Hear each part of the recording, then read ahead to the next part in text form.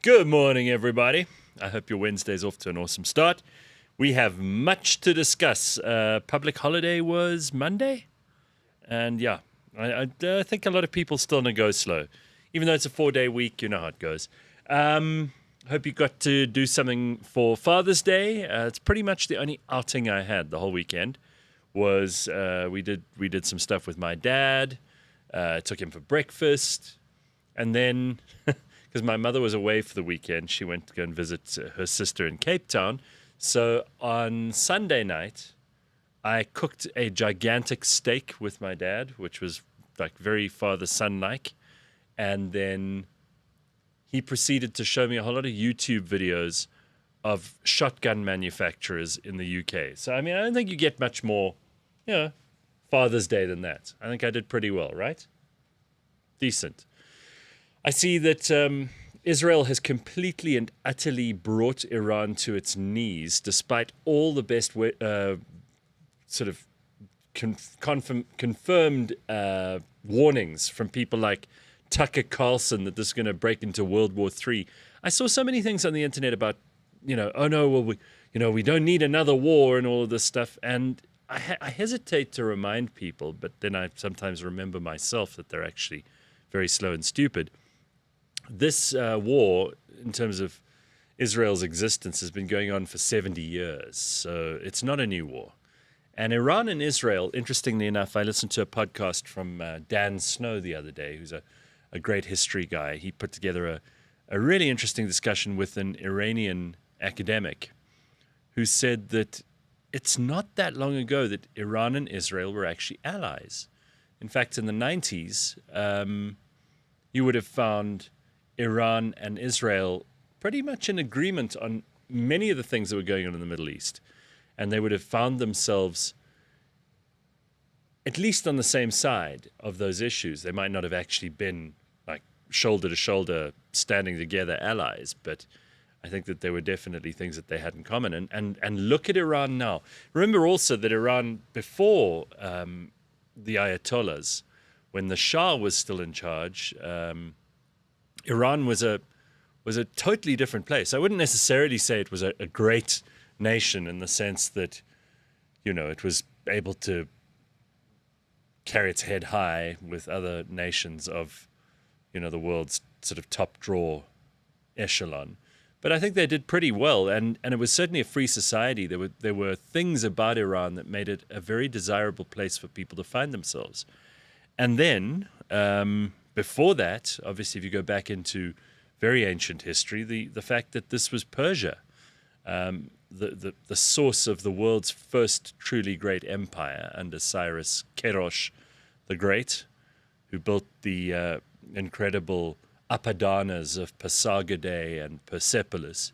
I mean, these are amazing, amazing people whose roots go deep. When I did my DNA test not so long ago, that you do those mouth swabs and send them in, and then they tell you what your female and male haplotypes are and where kind of you come from in very ancient history, which is interesting enough to do. And I suggest anyone do it because it's just fun. And then it breaks down kind of where you're from in the world. And much of it was completely predictable, but I'm always curious about the 3% Persian that I have in me. So I found it interesting to know that. It kind of made a little bit more about what's going on in Iran at the moment personal. But I saw an interesting comment, just pop that back up, that the Iranian regime is about to topple. I don't know if they're going to topple, but it's certainly not looking very stable, let's put it that way. And if I were Ayatollah Khamenei, I would be a little bit more than slightly nervous. I would not answer my phone if it rang, etc., etc. Here we go. It's from Patrick. The Iran regime is about to get toppled. The ANC's backhand cash is gone. Well, that's obviously a big problem for them because the Iranians are supposed to have bailed them out and paid the Latuli house bills, which they hadn't paid. All their cleaners, the people who do the hard work at Latuli House. Like, imagine having to clean up after Fikilim Balula. That must be the worst job in the fucking world. And then they don't pay you. You're catching taxis in the morning to go to your domestic worker job, and everyone else in the taxi's complaining about their bosses, and then you're like, I'm not going to tell them who I work for because I don't want to say ANC because they'll immediately feel sorry for me. But also, I might not get paid this month. And now with Iran not being in the best condition to hand out money, and remember, with what Israel's been doing in the last little while, it doesn't matter whether you like Israel or not, by the way. I'm not particularly fussed if you think that this is a terrible thing and Israel's acting out of sorts and they're being unkind or whatever you might think. The reality is history is about winners and losers, and the losers are invariably going to be the Iranians out of this story because their nuclear capabilities have been leveled. They took out 9 of the top 9 scientists in nuclear engineering, refinement, uranium enrichment, building of ballistic rockets and missiles. So they've been absolutely hamstrung. And the Natanz facility, which is where they develop a lot of their nuclear stuff, is gone.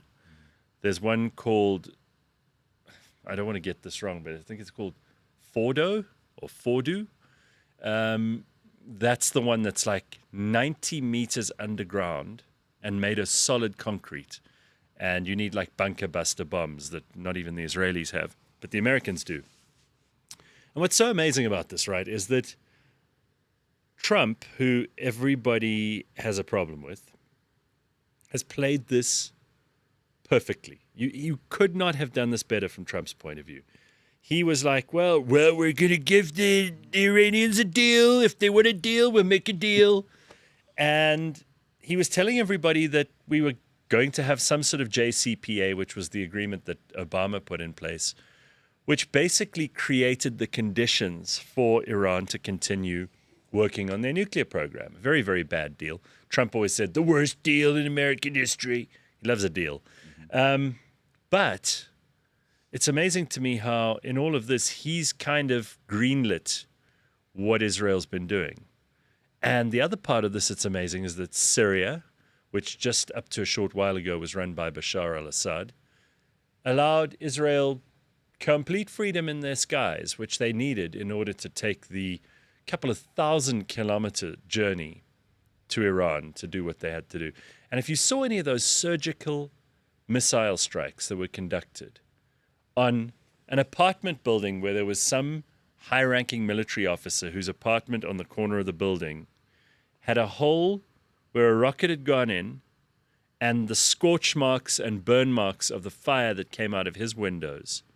And the rest of the building is absolutely fine. Yeah. Pristine. Phenomenal.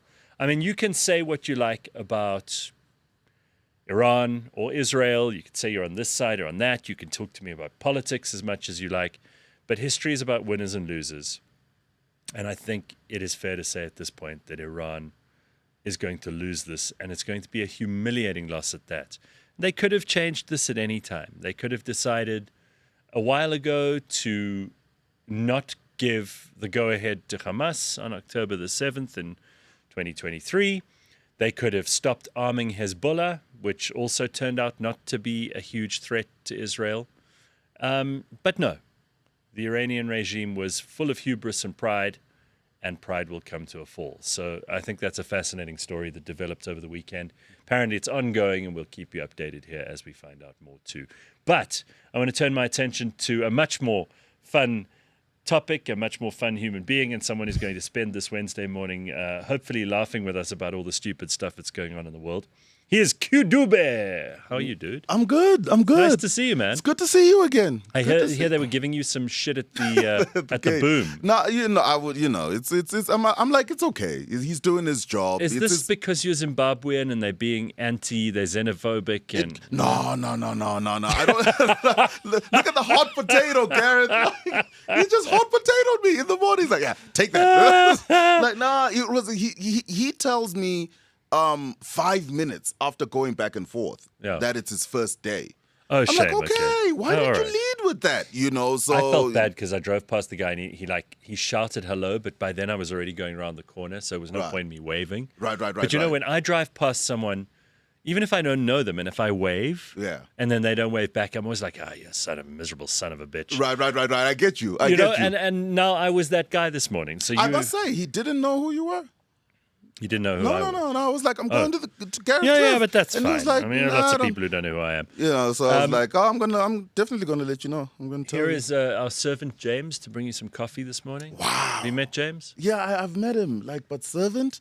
You don't like the word man? servant? Oh, to a black? No, I'm saying That's James. He's a white man. Yeah, so that's I can I've call him a made servant. it. Like what? Okay, so what's wrong with the word servant? No.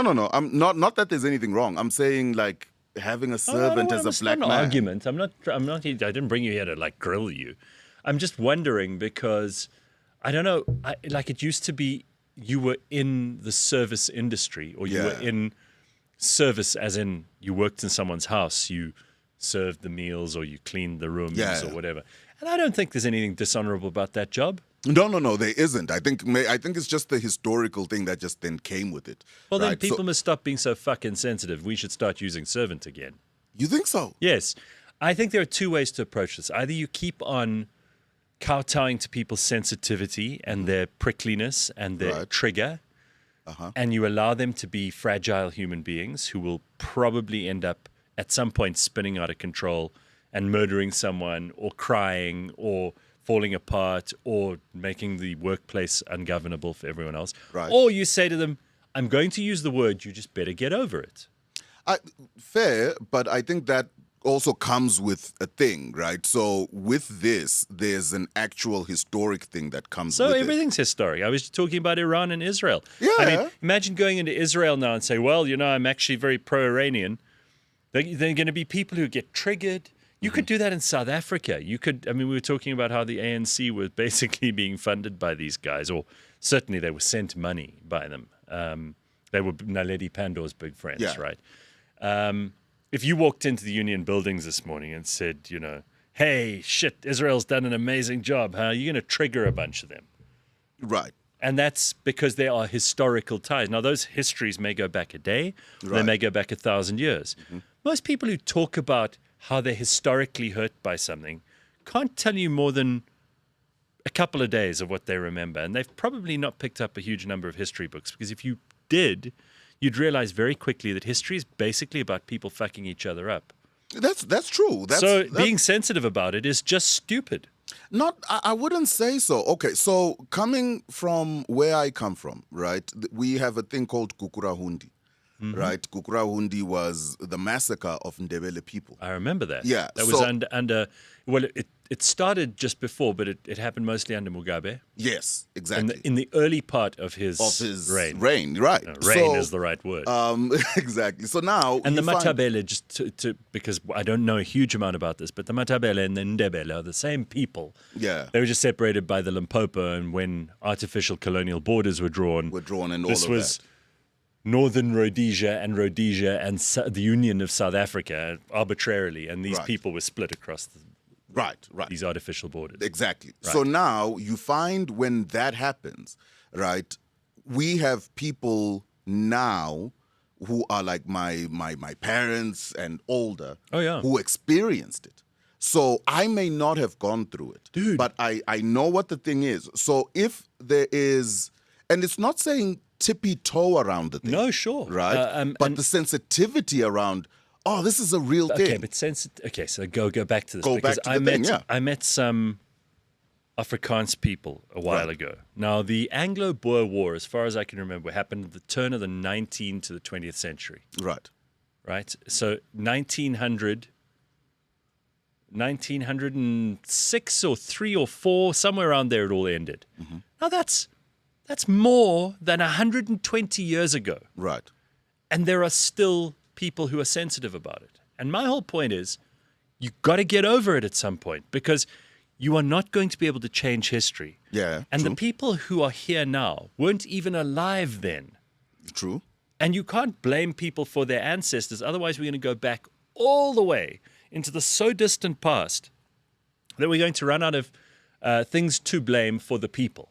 Right. So you know what I think where maybe the disconnect in the conversation then is maybe the thought is we're saying rectify that. I'm not a part of that conversation. What I'm saying is, not to say it shouldn't happen. What I'm saying is the acknowledgement of the thing. To say, yo, man, hey, whoo, because there are people who benefited from that thing, right? Even though they weren't there, it was their ancestors and whatever. Yes, so- There's a benefit, right? So, luck of the draw. Right, I mean, you that's could have fine, been but- you could have been on the wrong side of the Rhine River in any period from 1945 going back for 2,000 years, and you'd either be killed or kill. That's okay. You know, so this is just how it works. Like, I do wish that humans would stop attributing to their ancestors qualities that they themselves don't even have. Peace and love and Right. what kind of naive view is this of human behavior and of human history? That we all, the morals and the norms and the ideas that we have today can just be copied and pasted onto people who came before. I mean, I know there's a lot of excitement around Shaka Lembe at the moment, which I think is beautifully produced. And I've watched some trailers and things. I'm saving it up to watch the whole thing. Right. Because I love that story, and as a kid, I was just fascinated with it to an unhealthy degree. Like a little white kid would dress up like fucking Shaka, you know. He was like a hero to me because he was a winner and he united all these disparate little tribes and put together the Zulu nation and kind of was a military genius. Right. Developed new weapons, technology, new forms of attack. He was an absolutely brilliant man. Now, you could meet people in Lesotho or in Swaziland whose ancestors have for 250 years said nothing but how much they hate Shaka. Yeah. And I think that they're missing out on something because they've got their feelings that might get hurt. They're not reading the history. They're not paying attention to. Don't get me wrong. You're allowed to be sentimental about history. Who the hell am I to tell you not to? Right. And you can be proud of where you come from. In fact, I think you should be. Yeah. But if you're going to be one of those people who says to other people that they shouldn't use certain words or they shouldn't talk about certain things because it's going to make them uncomfortable or nervous, you just sound like one of those women in Hollywood who complains all the time about how everybody is attacking her and she feels all put upon. There was an old lady, I don't know if you saw in these protests that they had. Yeah. Because they had that military parade, which I didn't even end up seeing in America. Right. And they were calling it Trump's birthday parade because his birthday coincided with the 250th anniversary of the establishment of, I don't know, the military or whatever it was. Right. So they interviewed people at these No Kings protests in America. They interviewed this one lady, this 78-year-old woman or whatever. And she's crying. You can see this woman is in severe distress, right? She's probably got fuck all to worry about. She didn't look to me like she was starving. Or whatever, right? She didn't look like she was, assaulted every afternoon by some man, that she was living in the most appalling conditions. She looked like an LA woman who probably was a hippie when she was younger, believes in peace and love and all that stuff, which is beautiful, fine, good for her. But she was wailing and crying. See if you can find that clip, James. I think I put it on my Instagram, but it may have gone by now. Going, "Oh, I'm just so scared. I'm just so scared. I'm so scared that Donald Trump's going to make himself a king. And he's such an authoritarian." And I watched this and I was like, that woman, guarantee you during COVID, that woman was like spying on her neighbors and informing the police. And I guarantee you that's the same woman who was saying we must force everyone to wear masks and get the vaccine, because she hates authoritarianism now. But when she was the authoritarian, she had no problem with it. Well, okay, that one, we don't know that for her. You could map it on. You could map it on. I get the inferences you're making, but I think you brought in something very interesting, right? So having pride and whatever, that's cool. Do that. Sure. That's dope. The issue is not that. Okay, so I would say, would you say then, by that logic, using the K word should be fine? No, I choose not to, because I think it's just that is the only reason you would use that word is to offend someone, is to be deliberately insulting. Right. So there's a difference between that and deciding that certain language, euphemistic language, or a certain term, because this always happens in cultures, that people appropriate words and language for good or bad reasons.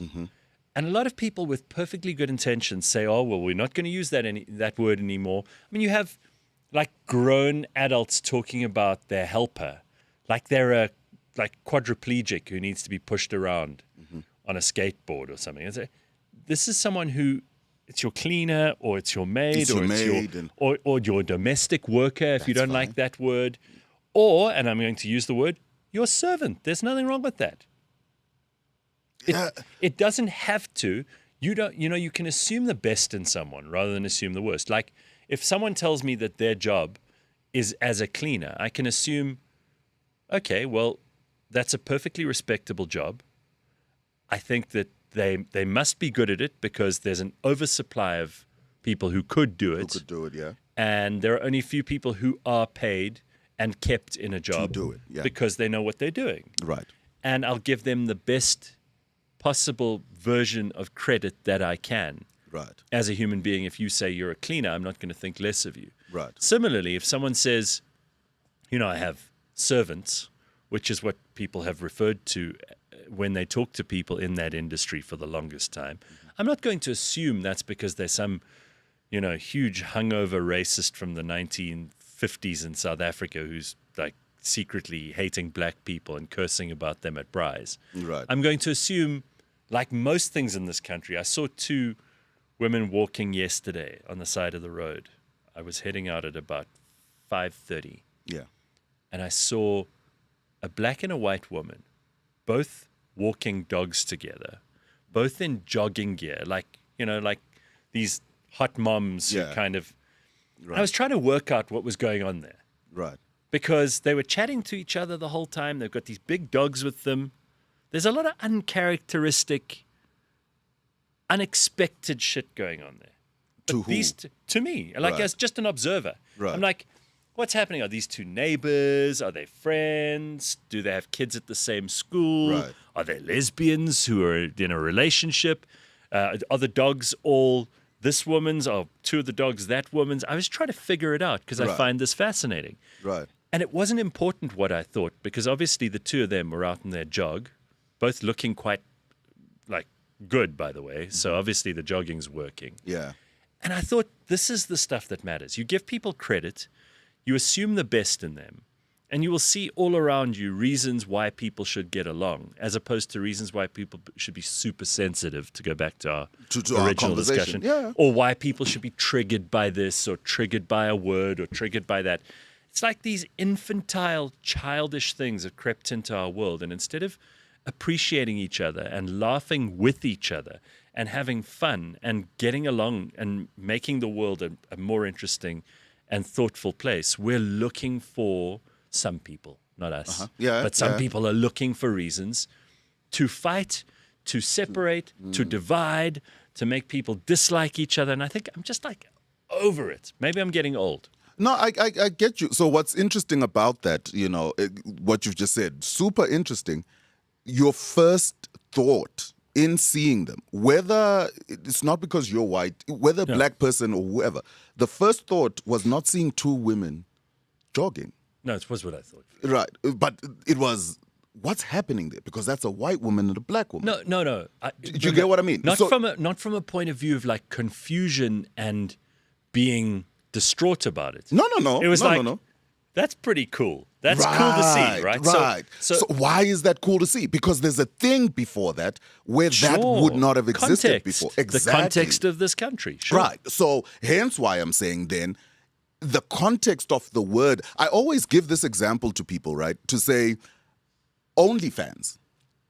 what it's I know. Its initial thing, right, as a platform, is for people to put up their content and sell it directly to the consumer without the middleman. Sure. That's what OnlyFans as a concept is. By the way, James, have you got that graph of the OnlyFans profit over all the other companies? Did you ever see this? Oh, yeah, they're making... Jesus, dude. No, this is something else. Let me just see if I've still got it in my gallery. I sent it to James the other day to share on the group. Right. Or on the show. No, let me just find this. You're going to love this, dude. This is unbelievable.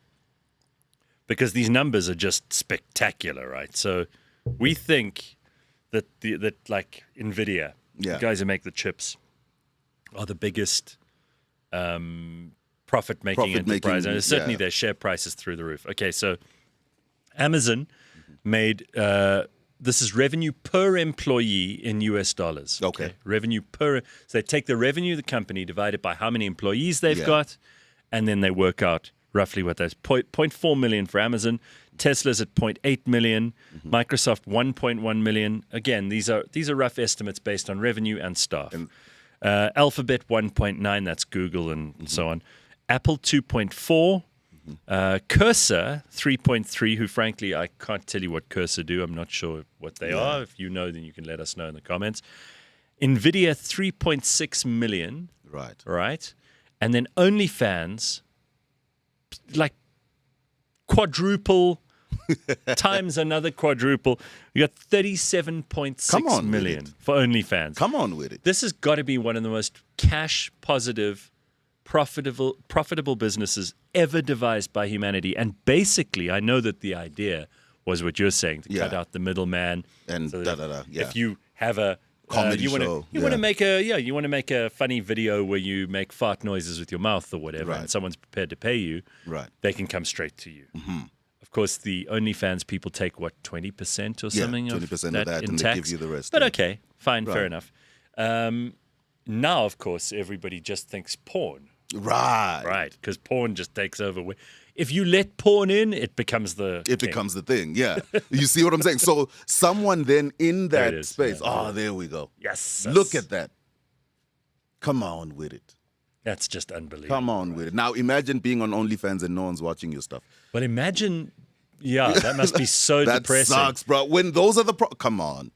But imagine thinking that you could get in now and make that kind of money. Because I think it's too late. It's too late now. Right? Yeah, it's too late. Like now, if you try to do the OnlyFans thing, I think you might have missed the boat. Yeah, it's like trying to be a rapper now. It's like, it's like, bro, it's too late. Let it go. Okay, so you were going to make a point, though. I keep interrupting. Yeah, no. So it was that to say if what it was known for. Context. Yes, fair and fine. So, but now, if we're being fair, it's known. If I was to say, my content is on OnlyFans, I wouldn't be mad at someone who says, what, you do porn? Because technically that's what it's known for. So same thing with like the word servant. In its original form and whatever, it's not wrong. But the context in which it's existed for so long. Okay, but then... And what it's carried. But then surely the answer to this is to just have more conversations where we actually talk honestly like you and I are now. Yeah. Because then we won't have this bullshit for very long. Right. I don't like euphemistic language, and I don't like... mostly because I think language is a tremendously powerful tool. Yeah, true. And I think language is magical. And if you use it properly, and if you know a lot of words... and you can use those words to more accurately convey meaning to people, then you're using language for the right purposes. That's true. I think that a lot of people who say, oh, we're not using that word anymore, or you must use this one instead, or they start inventing or changing the meaning of words, I think that those people are probably quite bad actors in society, because the whole point of language is to convey meaning. It's not to rule over others. It's not to create a mechanism through which you can suppress, oppress, sensitize, desensitize, change people's interpretation of the world. If language isn't doing the job of describing something and explaining something, it shouldn't exist. I get that you. simply. I get so you. If there's a term for something and a couple of people get a little bit hurt by the term, maybe they're just oversensitive people rather than we must get rid of the term. Right. So again, context. Like for me, TikTok, right? So I do a lot of like TikTok lives and whatever, and whole discussions and whatnot. I don't watch TikTok, but a lot of your stuff is coming up on my Instagram feed. Oh, dope. So it's coming, but I can see you made it for TikTok. For TikTok, right? yes. So that, like, it frustrates me so much. So you can't use the word kill. You can't use the word rape. People have to asterisk everything. Everything. And it's like, but what are you doing? Because the conversation's still happening. What was it I saw? Suicide is not allowed. Suicide, you can't unalive. Use that you said you have to say unalive for suicide. You have to unalive. Yeah. So someone unalived themselves. I mean, like, what is that shit? Right. We know what you're saying, right? So if the substitution of this still means the same thing, then you're just playing games. You're playing games.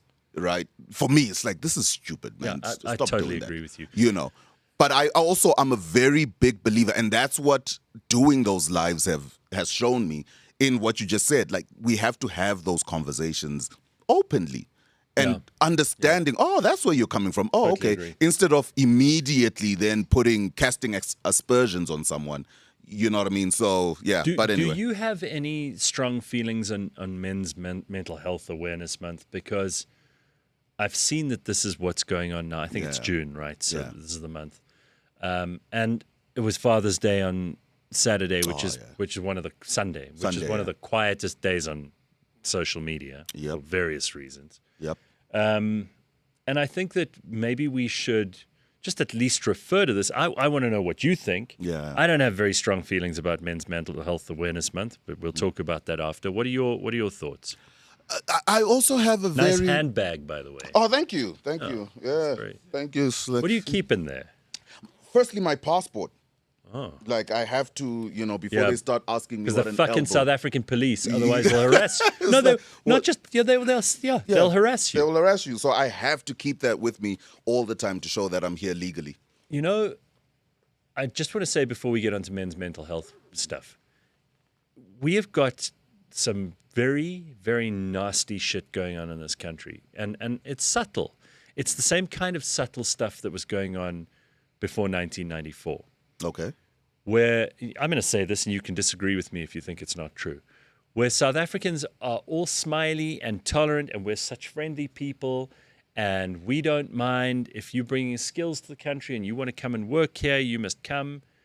But then you see these politicians, and by the way, I saw that Floyd Shivambu's finally decided to give MK the heave-ho, or vice versa, who knows which way. But you hear people like Herman Mashaba, who are like basically, you know how Trump keeps talking about, we're going to build the wall, all illegal immigrants out. Right. And you hear that stuff in America, and I think there are politicians in this country who've just copied and pasted it. Right. And you could talk about immigration, you could talk about doing things the right way, but once someone is in the country legally, you can't hate them for not being from your country.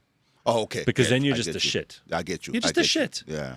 And I know that there are many people from Zimbabwe, Malawi, Mozambique, Botswana, who live and work in South Africa and have for sometimes 10 plus years. Right. And still have to be putting up with shit, showing their passport and stuff that wouldn't be asked of a South African. Right. I get you. You know what I mean? Yeah, I get and you. like I understand. most people who are from these neighboring countries, they just put up with it. They don't do this to Germans. They don't do this to French tourists. They don't do this to people from America. Right. You know what I mean? I get you. Which I do think is just another kind of hypocrisy. I'm not impressed with this. I hear you. I think, if you're talking about the legal, because I've had those conversations as well, and I've asked, what's the talk exactly? Do you have a problem with illegal foreigners or all foreigners? Yeah. So if the illegal ones get legal, would that be cool?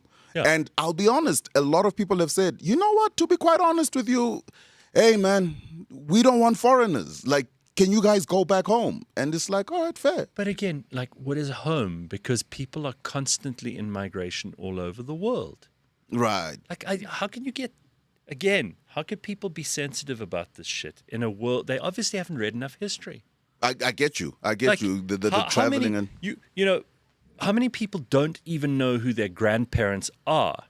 They don't know who they are. Right. But they'll tell you all about, like, the land. And you're like, dude, you've got to actually know, you've got to read a history book or two. You've got to understand that humans are constantly on the move. And if someone who was born in Bulawayo decides that they want to come and give it a go here in South Africa, and they go through the process, they have every much as right to be here as you. You might only, how do you know that your grandfather wasn't from Ethiopia? You don't know. Got you. Because you can't tell me anything about him.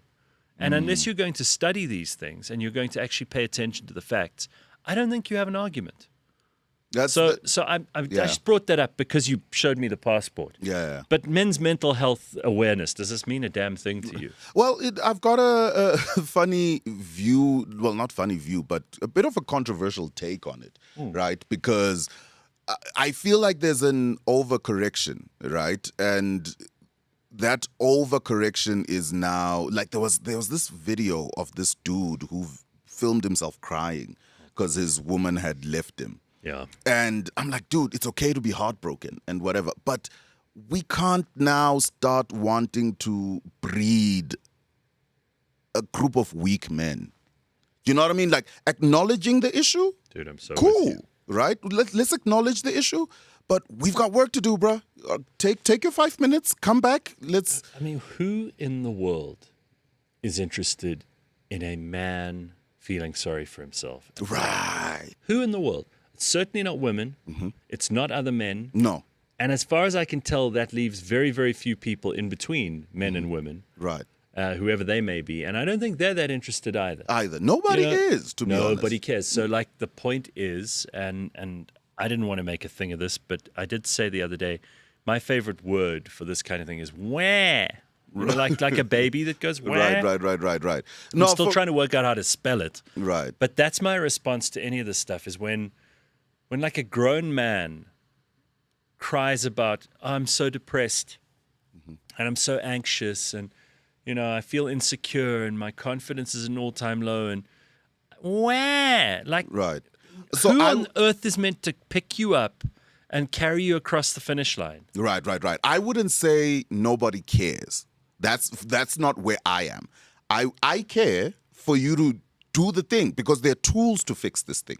So that's where I am. Like, no, my dog. Yeah. No, I'll tell you why. Because nobody has the emotional capacity to care for that many people, particularly not strangers. And it's amazing to me that the very people who are looking for the world to care about them, for whatever reason, maybe they've had a really shitty childhood, and there are good reasons to be upset, don't get me wrong. But again, like your sensitivities are not the world's problems. You don't get to foist your psychological problems on everyone else. That's true. And the people who are looking for everyone else to care about them are the same people who care about the opinions of strangers and who are looking for attention on the internet all the time. Validation and whatever. So if you're an attention seeker on the internet, if you're going to film yourself crying, if you're going to self-consciously sit there, switch your phone on, press record, right, and make an embarrassing, humiliating video where you're wailing like a banshee. Right. And you're then going to post that on social media under the banner of Men's Mental Health Awareness Month and ask strangers for their likes and subscriptions or their sympathy, then you're going to get what you deserve, which is probably 50% abuse. Right. And 50% pathological compassion. Right. And you're going to carry on being a miserable sack of shit. So good for you. I don't really care. I think that any men who are not, let's just say, who have not done anything in their lives. Let's say you've got a family you're looking out for, you're working hard, you're doing, and I'm not talking about complicated. You don't have to have gone to war, or rescued some princess from a castle or a dragon, burning or castle, whatever. But have done something. Right. You have to have actually done something more than have held down your job in marketing at a local branch of some bank. Right. That's not a tough. Yeah. You haven't survived. I'm a strong guy. I survived. Remember there was that thing that happened in this country where a whole bunch of men got together, somewhere in the Free State or whatever. It was like a whole bunch of dudes who got together and like arm in arm started singing songs and, I don't know, crying or whatever. And I remember this happening somewhere in the probably early 2000s. Right. I can't remember who organized it or anything else, but I watched this and it really put me off. Right. Big way. I'm with you on that. That is the place you would least likely find me. Yeah. There, I'm not there. Where we're now sitting and crying and we're, nah. Yo, Gareth, what's happening with you? Sure, with 1, 2, 3, 4, 5. With your friends, right? With my friends and whatever. Yeah, and by the way, there's going to be some taking the piss out of you. Right. There's going to be a lot of that. Like, we're going to roast you. You know what I mean, and whatever. Yeah. But the thing is, yo, man, before we get here, there's these 20 things we could have done. Right? Yeah. Let's do this. Then if we fail at this, bro, I might sit and cry with you because now Even I don't know. Sure. But in our network of doing things, I know a therapist. I know a this. I know a that. Do you know what I mean? I know a lawyer. Hey, for some people, I know a prosecutor we can slip money under the table for. Do you know what I mean? There's a plethora of things we can do before. And we're not talking chronic depression, because Sure. I understand that as a medical thing. And sure. you know what I mean? But this thing now where men are just supposed to sit and cry and, oh my God, it's like, no, whoa. I think that maybe that works for certain guys, maybe. Right. I don't know how successful it is, though. We have a psychologist on the show every Monday, Yeah. and he's a very practical guy. Right. That's one of the reasons we keep having him on, is because he's booked up. Like, everybody loves going to men, women, Yeah. old people, young people, rich, poor. He's busy all the time. Right. And he's very good at what he does. But Got he's you. so practical. And I think that kind of talk therapy might be good for guys. Mm-hmm. That's it. But there are also things that we need to do that are not about talking. Right. For example, I mean, I spent Sunday, my mum was away, so my dad was at home on Sunday night. You know, your mother always goes, oh, I hope he can eat. Like, he's capable of feeding himself. Right. But I went round there anyway because I wanted to spend a bit of time with him. It was just Yeah. the day after Father's Day, or it was Father's Day, I can't remember. Yeah. Cooked supper, and then sat and watched like YouTube videos of these absolutely magnificent guns that they make at Holland and Purdy and in London, which is a mutual interest of both me and my dad. We didn't have to sit there and talk to each other for hours like girls would. Yeah. But it was time well spent, you know? Yeah. And I absolutely loved it. He absolutely loved Right. it. It was just great. Right. With minimum effort. Like, that's the kind of relationship we've got as father and son. And I just absolutely love it. Yeah, that's Right? it. Yeah. You don't have to sit there and like, where my men's mental health month, and this person is being mean to me or whatever. You're not in primary school anymore. Right. So I'm with you on that one, man. I'm with you on that one. I'm really about, as dudes. God, we went to war. People, well, not Right. we, but men went to war. Men have gone to war for years. They built things, and they, and Right. then now we can't. You know what I mean? It's like, there's stuff we can do, man, instead of sitting and crying and, like I'm in a custody battle right now and trying to get access to my boy. I'm not going to sit and pretend it doesn't take a toll on you. Sure. It does. But I'm also acknowledging that I walked by myself without a lawyer to court, went to children's court, and the process is actually very efficient, right? But were you scared at all? Because maybe not of the institutions or the process, but if the result doesn't go your way, the consequences are quite great, right? They are great, but I've also made peace with that and what I'll have to do to fix that. How old right? is your kid? He's turning 1 in September. Oh, wow, still a baby. Yeah, so still a baby. Right. So whatever happens with that, it's like, what the process is, Sure. right? But instead of then sitting back, and I did go through my period of not being okay. Is this custody?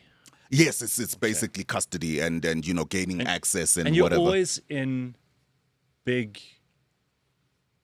deficit as a guy because by and large, there's some places in the world, and I don't know what South Africa's overarching rule is, if we even have one, but usually the court finds in favor of the mother. So this is where it's different now. Oh, really? Yeah. This is where it's different. Like when I wrote the thing of what I wanted and why, I got a response within like 3 weeks. And the lady had said, hey, listen, man, this might take time, da-da.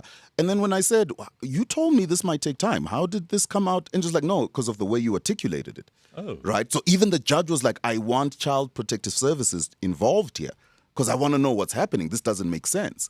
So then you're like, oh, okay. And then I just found out there's a new rule that if you can show beyond a reasonable doubt that you are being denied access, you can open a criminal case. Wow. Against the mom. But this is information if we're all going to sit, I don't have it. Yeah, sure. You don't know this. And Right. everybody's going to cuddle around you. And like what you just said, which is a belief that everyone has. That, they're going to rule in favor. It's like, no. Walk in there. That's interesting info. Yeah, That's walk very in there interesting. and find out for yourself. Do you know what I mean? So it's one of those. We need to breed a group of men that are proactive, that are doing things. If you're not okay, take your 5 minutes, have a cigarette, rub one out. I don't know what you need to do. If you need to come and talk to us, come talk and we figure it out. But we got work to do and we get back to work, so... Carl DeSantos says, be careful not to throw the baby out with the bathwater. I'm a strong, responsible man who runs businesses, I employ people, and I'm a dad. Yeah. I also have a severe anxiety disorder. Yeah. Yeah, but Carl, not a day goes by on the show where you don't comment and we don't give you shit. So I don't think that's going to change. Right. Right. But do you find that there are a lot of people using these mental health issues as a crutch for an evident lack of personality? The disorder gives them something interesting to talk about because they're not interesting people. I've found this particularly with a lot of Gen Z. What do they call them? What is the next one? The young ones. Yeah, they like having something they can describe in medical terminology as a crutch, as an excuse, as a get out of jail free card for when they've been caught being just lazy sacks of shit. Right. I've seen this happen a lot. A lot, yeah. I wouldn't know in terms of, to have a very strong stance on that. I don't have enough info on that, I'll be honest. But my thing is, okay, cool. If that's what you're saying you have, Yeah. what are you doing about it? What's happening? Did you get what I mean? Yeah. What I don't tolerate, especially from men, is, oh yeah, this is me, and then we're all now meant to stop, and you know what I mean? What are you doing about it? What's happening? Yeah, the worst is attention seeking. Right. Are you The worst is people who are going to go to the internet and ask strangers for their attention. Right. Because that's not, first of all, that's not going to help you. Who was it who said, she said, it was Angelina Jolie. I saw this yesterday. If you take the same problem to more than 3 people, you're not looking for a solution. You're looking for attention. Attention, yeah. I could believe that. Right? Yeah. I think that's so spot on. Men are probably more sensitive these days, says Judas, because they are growing up fatherless. I strongly believe a man raised by a single mother will be more prone to being emotionally sensitive to breakups. Well, yes, probably, again, through no fault of the mother's, right? Yeah. Or the kid. But the idea that you've got to sit and talk through everything is much easier and more straightforward for women. Right. Like you said, men have got to go out and do something. Doing is often more therapeutic for us than Sitting saying. Yeah. Or gossiping or talking or sharing or whatever. Right. Look at how many, Celeste Ntuli says this, and I find it funny and interesting. Look at how many podcasts are out there now. Oh, Jesus, it's enough. I said the other day, we don't need this We many, don't. right? It's enough already. We don't need, yeah. But this is, and most of them are guys, right? Because I suppose that the media has almost exclusively, it's like our schools, Right. cater almost exclusively to girls. Yeah. There are very few mainstream media projects. I mean, I had a meeting the other day with a potential client, and we were talking about one of the shows that we've got here called Let's Talk Man. Right. Now, what the reason for the show being, it's like, let's talk, man. Yeah, It's yeah, not, yeah. let's talk, man. Yeah, I mean, they yeah. don't only talk about male stuff. It's Centered doctors. things, They talk yeah. about all kinds of shit. And a Right. lot of it has to do with women and female particular medical problems and all of those kinds of things. But this woman in this meeting immediately went, well, one of our major focuses is the women, and we must worry about that. And I was like, oh, here we go again. Right. Because not because we don't care, not because that isn't important, Right. but because, my God, don't you realize that you're just by being so focused on this, you're completely putting off that. The other half because they know you're not talking to them. Right. Remember that whole take a girl child to work thing, which I work thought and was a whatever. very good idea. Yeah. You know, give girls an opportunity to go and visit the place of work of their mom or dad or uncle or whoever it was who's got an interesting job, and let's get more women into certain parts of the economy because maybe they're underrepresented, et cetera, et cetera. But eventually you've got to stop pushing uphill. Right. Because eventually you've just got to let the market work the way the market does. And if something like engineering, for example, attracts, I think it's 90% males, Men, then stop trying to put a square peg into a round hole. Right. Maybe girls just don't like They don't engineering. like it, Maybe it's not that engineering is biased against women. Maybe it's that women don't want to be engineers. Yeah. They don't want to build fucking bridges. Right. Maybe building bridges is not something that women are as interested in Yeah, true. as men. Just by virtue of something in the genes, maybe there's something in that other X chromosome we don't understand. Right. Maybe it's part of nature rather than nurture, because who can figure these things out? We are different. It's one of the reasons we find each other, men and women, attractive. Yeah. So Because there's stuff there that I don't have, there's stuff here that you don't have. When we come together, we make things better. Exactly. So I totally agree with you on that, man. I don't know. I don't know how we got here. That's for me what boggles my mind. I want to blame the politicians. Right. I want to. I don't know if I can, but I'm going to anyway. Right. Because I think what they've done over the years is they've pandered to people who feel left out. Okay. Right? Okay. So what they've done, fair. and the media have then followed suit because the media, most of the media businesses, especially in this country, are run by some of the dumbest people you'll ever meet in your life. Right. So what they do is that if the politicians set the tone, then they just follow. Then they go with because they it. also ingratiate themselves with the politicians. That's how they end up having access, which earns them a living. Right. Certainly in the old style news media. Right. If you go up to a group of women, you talk about women's issues. But then as soon as you're around a group of men, you talk about men's issues. That's what politicians do. They pander. They pander to people. And what we've got to stop doing, now thanks to the internet, we can see when they're pandering because people will film it. Right. And then they'll put a message on here, which is like, this is the women's message. Yeah. We do, it's women's, 16 days of activism and gender-based violence. And then round the corner, they're giving a completely different message to a group of men. Right. And now we can see, and we can compare them and go, hang on, you scummy, slimy politician. Yeah. We can see what you're on What about. you're doing. Yeah. We see what you're up doing. to. Yeah. And we shouldn't allow them to get away with it anymore. That's certainly my point of view. I don't know if you have any strong feelings on this, but this idea of like Men's Mental Health Month, like we need to pay special attention to men. I know that the suicide rate is higher. Men, very many men, are only valued on what they can bring home. What they can bring home. Yeah, that's very true. So I don't have, again, for me, I don't have a problem with the month itself or the awareness around it. I just don't think this awareness thing is such bullshit. I mean, who's out there that doesn't think that they can find someone to, and if you can't find someone to talk to, you're totally alone. If you are so completely alone, that's probably the cause of most of your problems. Well, look, I will say this, right? So what we've gathered from like the lives I host on TikTok, we talked to quite a lot of women, right, who were on there. And we asked them what their thoughts are on men who, quote unquote, express themselves. And all of them said, listen, that makes me put on my panties very quickly. Right? So as opposed to taking them off. So they don't find it attractive. Sure. And fair, right? I'm not gonna then tell women they're wrong for that. Fair, they don't find it attractive, which maybe could be one of the reasons why then as gents they, maybe let me hold back, let me not be. That's okay. You don't have to do it to and with women.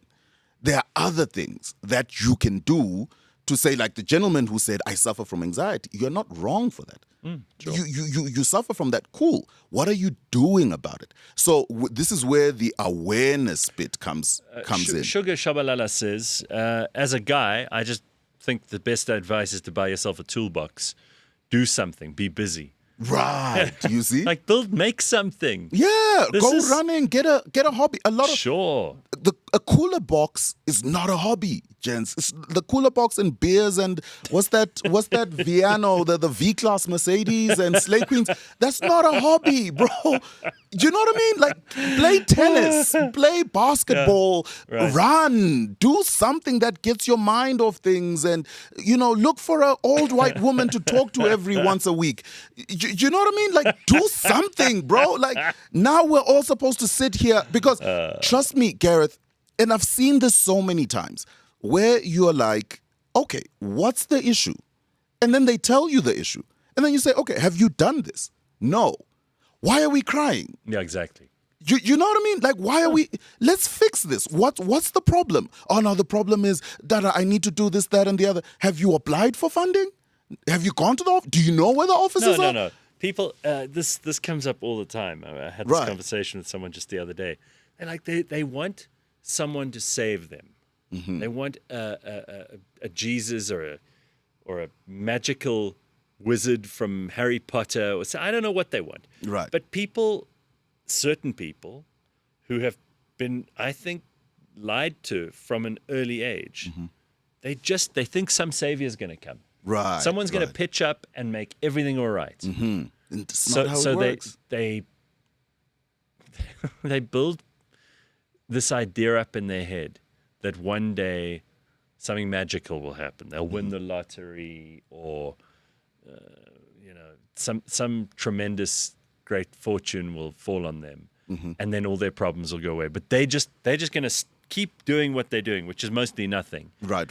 And then suddenly their luck will turn. Right. It doesn't work You know like that man. story about the guy who prays. He says to God, I really want to win the lottery. I'd love to win the lottery. Please, Lord, can I win the lottery? And he prays and prays and prays. Eventually, he goes to the shop. He buys a ticket. He doesn't win the lottery. So he stops praying. He stops buying the lottery ticket after one time. Right. And then eventually he starts praying again. He's like, Lord, please, can you help me win the lottery? And eventually God's like, had enough. So he's, yes, I'll help you, says out loud. The guy is kind of like shocked. He's like, yes, I'll help you win the lottery. So the guy waits and waits and waits.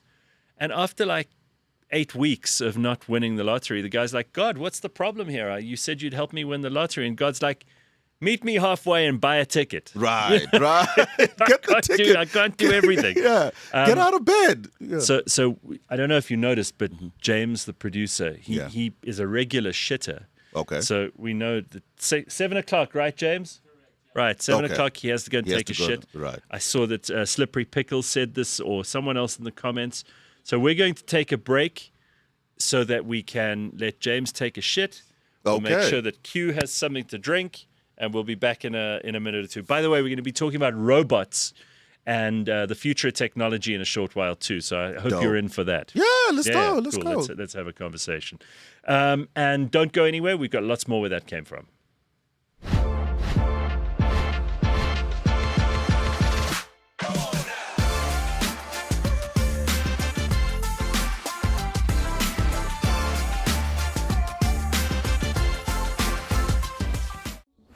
Step aside, football. It's time for rugby to take centre stage again. And it does so this weekend with the URC final and the Bulls travelling to Leinster to try and do the unthinkable and claim the trophy. To cover such a subject, the guys welcome ex-Springbok and Bulls winger Akona Ndungane. The most famous of the Ndungane brothers outside of Durban, Akona brings a wealth of expertise to the show both as an ex-player and a rugby pundit. But more importantly, his last 2 rounds of golf, he's managed to break 80 both times. That is of course neither here nor there. But what is episode 52 of the On The Bounce show. It's URC finals time. Let's get into it.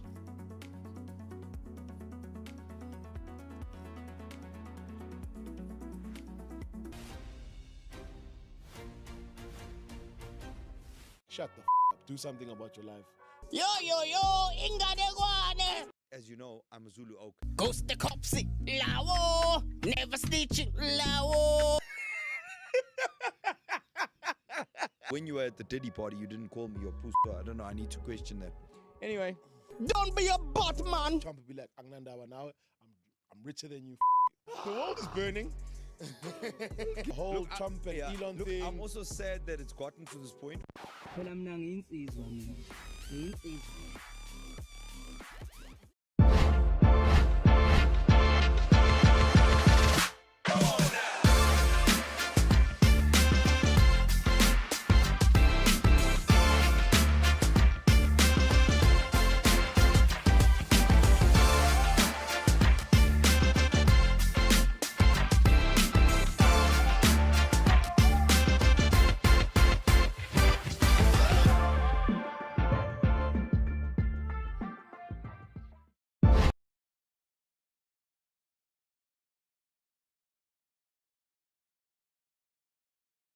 Alrighty, we are back. We are live. We've got Q Dube with us. I almost man. call you Dube.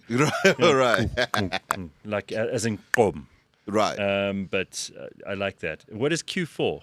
Ngobizita. Ngobizita. Yeah, there you go. There you manage, go. I'll So yeah, learning in a predominant, I had a lot of white teachers and white friends in primary school though who couldn't say Ngobizita. So then I was like, all right, let me shorten this. The clicks. If you get the clicks right, you can at least replicate the right one in the right place. In the right place, Because what I exactly. find so off-putting about, again, I don't expect everyone to be good at languages. Right.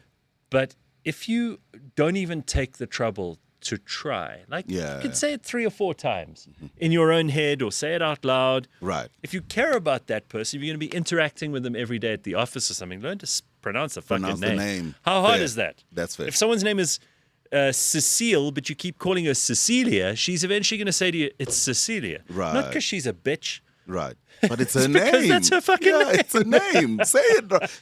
I'm with you. I'm with you. So, like, learn these things. Yeah. It's kind of important. Moses says, bull away or bullet Q. Oh.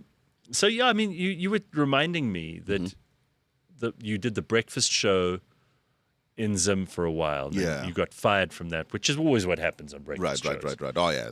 Everybody thinks that, radio and television are such fun work. No. Except you never know. You arrive one day and it could be your last day. And that was it. I arrived Did they- after the show. They were like, hey, man, can we have a meeting? Oh, yeah. I was like, oh, okay. All right. I know what this is. And they were like, yeah, so the people had a discussion at the office. And I was like, all right, man, am I coming tomorrow? This is it? It was like, nah, unfortunately, this is it. And I was like, all right, bye. Fuck. Yeah. And that was it. You have to leave. And it's almost like How everybody long had you knew. been doing that show? I had been doing it for a year. And I had been on another radio station a year prior to that. So left that radio station, was headhunted to come to this one, and got there, was doing the What breakfast happened show. after you left? Did they fuck it up even worse? I just switched off Yeah. completely Right. from that world, and that's where the decision to say, "Yo, I gotta move now." You know what I mean? I was like, "All right, let me pack and go," and that's when I left. So yeah, but it's fun though when it's good. Yeah, well, Chris says, just coming out of the break, every day there's a break just after 7. Methinks we have a 7 o'clock wanker. I don't know That'll that be there's weird. anyone desperate enough to do that here at the office, but you never know. James did go and take a shit, though. Yeah, no, he did. He's But now to busy. wank on time? He went and took a shit. Now he's making your tea or coffee without washing his hands. Oh, you shouldn't. Oh, I hadn't thought about that. Oh, I hadn't. Sorry, Q. You know, we look after our guests Oh, here. Sorry, man. dude. You see what being a man is about? Yeah. If I hadn't known about that, I would have been all right. Now I'm going to be depressed and, oh, Gareth made me drink shit tea. And everyone has to tweet now, and you know what I mean? And, I'm sorry, Yeah, dude. but I got you, man. At least we can give you something warm to drink. Fuck, it's been It's freezing. been freezing, man. You know, I realized because I've got this thing now where I can measure the consumption of electricity. I know I'm getting old because this Right, shit yeah, fascinates yeah. me. And I'm not yet at the point where I'm checking the weather Okay. the day before. Okay. But you know that's Okay. going to Yeah, happen. yes, it's You're going coming. to turn into that old Yeah. man who like has to get What's on the weather for the app. week? Oh, yeah, It's coming. And, it's you- coming. and then you sit there and you think other people are interested in you saying, well, Thursday looks like it might be. no one is interested. No one gives a shit. No, Right. and remember now with technology, you don't have to have been the one who got the information first because everyone can double check. Yeah. But the point is, I was looking at my electricity consumption. When I've got a heater on, it goes fucking sky high. Right. Those right, things right. chow electricity. Electricity, very much. And I thought about it. And I'm like, nah, you know what? Fire. Man, make a fire. Right, because gas as well is another. No, wood. Right. Burn wood in a fire. In a That's fire. The best Yes, way to that's warm the up. best way to do Yeah, it. for sure. Because that gas canister thing, I'm not. I know someone who switches between the heater and the stove. And I'm like, I hope you have a will. Because something's going to go wrong Dude, you know one day. when you walk into some people's houses or you walk into a... Sometimes it happens in like little shops or whatever. Yeah. You can smell the gas. The a little bit. gas, right. Little remnants. And I'm like, I really hope you have a will. Because this is going to go horribly wrong at some point. That's not so good. I'm with you. Firewood. Let's go. You should hate the people who pay the SABC through their TV license and enable that cuck, says Bitcoin But. Yeah, Thank you. all right. Thank you. Did you wash your hands? Particularly interesting Okay. convo this morning, Gareth, says Vernon. Okay, so Vernon approves of our conversation. Oh, that's Q, interesting. That's nice to know. Just had a thought, though.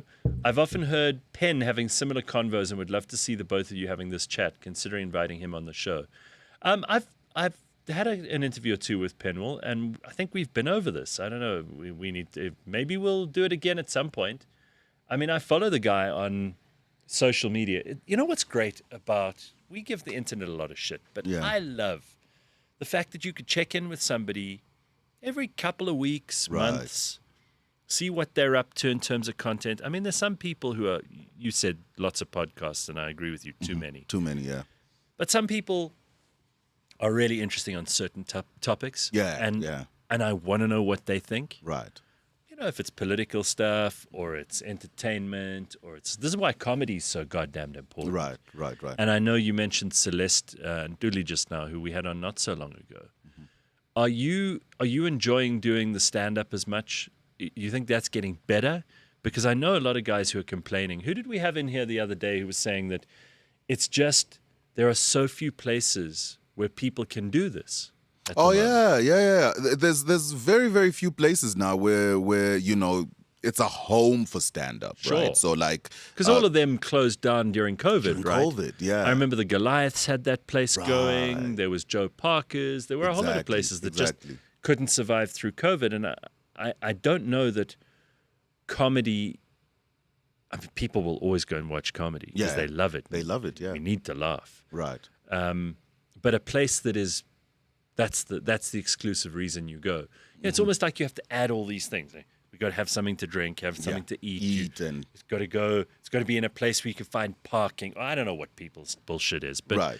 it's suddenly a lot more complicated. It's very complex because now we're destitute, right? So we're asking for spaces in restaurants, and you have to deal with someone who wants profit. That's all they want. Yeah. Will this thing bring money? So Yeah. one bad show and people don't come, and it's like, all right, nah, we're shutting this down.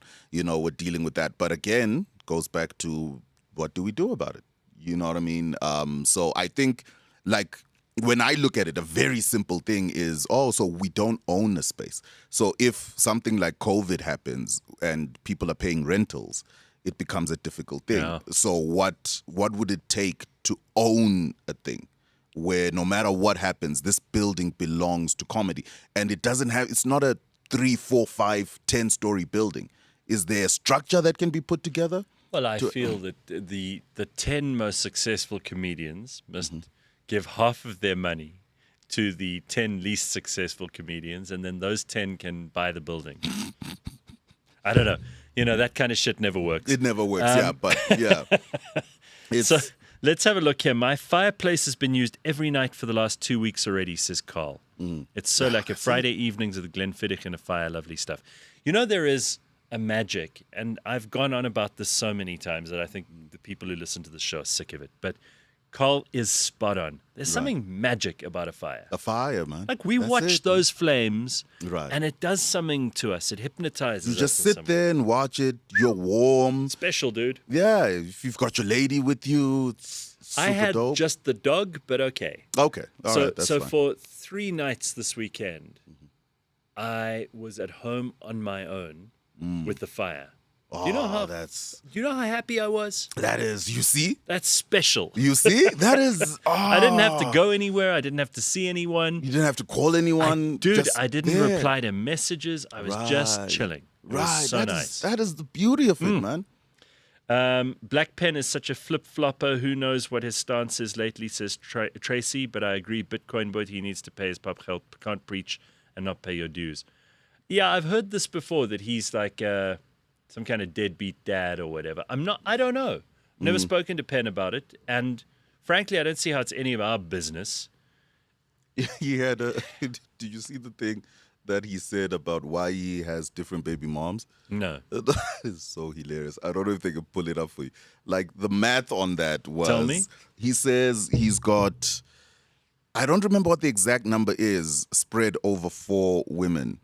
So, or something like that. So, because he This is a recipe for disaster. Yeah, so But he okay. thought if he gave all these kids to one woman, she would have a tough time raising the kids. So he decided to give 2 to one, 2 to one, and then 1 to another. So that way he spreads the responsibility, and they can. So now you can have 5 traumatized children instead of. And I just was one. like, Penn, come on, man. No, I'm in no position to criticize anyone. As far as I know, I can make it through Father's Day without anxiety because I don't have to get a call from someone who's Right. like, "Hey, happy Happy Father's, Father's Day." that I don't know." Right. But here's the deal. As far as I can tell, the best way to do this is to have a child with a woman on every one of the continents. Obviously, Okay. excluding Antarctica. There's not really. It's just There's seals nothing there, yeah. So, a little bit of Asian, a little bit of South American, a little bit of African, a little bit of North American, a little bit of European. Yeah, mix it up. And then what you do is the kids take part in a contest every year. There's an intellectual contest. There's a sports contest. And then after 10 years of contests, you line up the scores. You adopt the one who scores the highest. And you send the others to the orphanage. That's my idea. I don't know if Penn's is worse or better than mine, but that's my idea. Oh, shit. You don't think that's a good idea? The comedian in me is like, that's fucking funny. That And then we can really, and then you also shit. you can truly compare people's abilities. You can have a maths quiz. You can have, obviously the ugliest child must go. I really think this is the way to evaluate things. If you're going to make another human being, let it be the best one. the best one. And send the others to the anonymous world of the orphanage. Oh, man. Do we still have orphanages? I'm sure I we think we do, yeah. But That what would be happens? What depressing happens as if hell. they're all like same level? What, they're all equally good or equally bad? Whatever the equal is. Well, give me a scenario. The- Since this is hypothetical land. Um, Are they all shit at everything? they're all average, right? They're all average at the all thing. to the orphanage. All of them? We'll try again. God We'll start again because I think the ability for humans to make humans is a sustainable resource. Right. I know there are some countries where they struggle with this. Yeah. Japan and Yes, Scandinavia, and whatever, yeah. wherever they're having a real tough They're time. having a tough time there. We should teach them some, Yeah. some African You know, abilities let's to take procreate. a couple of flights over there, and I think it's the climate, dude. You I think don't so? think I don't think people have as much sex in cold places. I think in South Africa, when it's cold, the sex goes down. goes down. So where does this thing come from that, when it's cold, don't text your ex? And Don't know, but Yeah. I don't think it's true. Okay, it is. I think when it's you're right. warmer, people are I'm more out there. and- they're wearing a little bit less. Right, they're right, happier right. because they don't have to walk around in layers and layers of clothing. Right. Right. It's just a theory. I have nothing to back it up with. No, but you're right, because I haven't texted anyone to Fuck, say, dude. I Listen, don't just want to said, see people. This Yeah. weekend, I was at home Right. on my own for 3 nights because it was a long weekend. Yeah. I loved it. I didn't think about seeing anyone else. It was so pleasant. Just being by yourself, Yeah, your fire. I didn't even and- think about it. Right. And again, I might be the exception, not the rule, but I don't. No, I think it's the rule. I'm thinking it's very Yeah. much cold related. Gotcha. Gareth, maybe the euphoria from the fire is actually you asphyxiating on carbon monoxide. Slippery pickle. Maybe. I don't think so. Gareth, didn't you have a child somewhere in the Northwest? Yeah, I'm still waiting for that, that call. That's the call I'm waiting for. Gareth, what type of Asian child? Far Eastern, Japanese, or even more Mongoloid from the steppes? See, I don't think to go to our earlier thing about words, right? Yeah, I don't think Mongoloid. I think you mean Mongolian. But okay. It's okay. It's all right. I could have a Mongoloid. Mongoloid child. as well, Yeah, sure. it's like, meet my Mongoloid child. I don't know. I'm fascinated with Japan. But again, this is purely, now we're talking just, sheer curiosity. Right. Culture-wise, So one of my brother's friends married a Japanese girl. Okay. And he lives in Japan. Right. But you never really, you never become a citizen. Talk about xenophobia. You can never be Japanese if you weren't born in Japan. In Japan. Yeah. Oh, that's interesting. So his kids will be Japanese, or they'll have dual citizenship. I'm not sure, but he will never be Japanese. But he gets like permanent residency. Oh yeah, or whatever. He's married to a Japanese woman, all that shit. But he's never going to be able to have like Japanese passport, and that is interesting. I don't know. There's something about that whole culture which just I find very intriguing. I want to know more. I've never been. I've got to go. A friend of mine is going this year. Okay. And she will give me the lowdown when she gets back. Right. But obviously, it's about as far as you can get from South Africa. Yeah. So there's a lot of stuff that would be very, very, very foreign, different, very alien, and very weird. So I find that interesting. So yeah, maybe Japanese for the Asian child that I'm going to have in the contest. Do you think South Africa should adopt? Where would you choose? We'll get to that. Where would you choose in Africa? Because again, West African very different to East African, North African. You can't even really compare to anything. To anything there, I think. Or we go dead center. We go Congolese. Tanzania for me. Tanzania. Yeah. Tanzania for me. There's fucking strong genes on this continent. Yeah. We have more genetic variation. I say we, but like African descendants of. Right.